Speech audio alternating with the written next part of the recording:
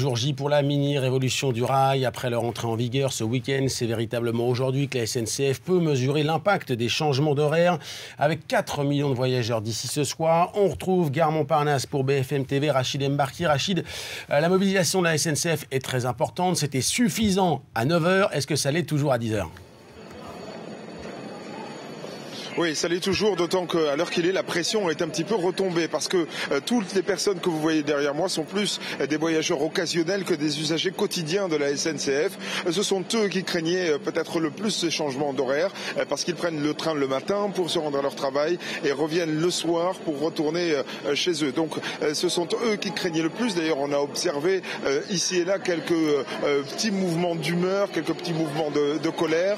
Rien de terrible parce que honnêtement, ça s'est plutôt bien passé pour la SNCF. Et puis on a croisé aussi un certain Guillaume Pépi, le PDG de la SNCF, qui est venu personnellement à la rencontre des usagers, des clients, comme il les appelle désormais. Il est venu les rencontrer et il nous a expliqué aussi que c'est quand même pas tous les jours que la SNCF fait un tel chambardement dans ses habitudes. Écoutez.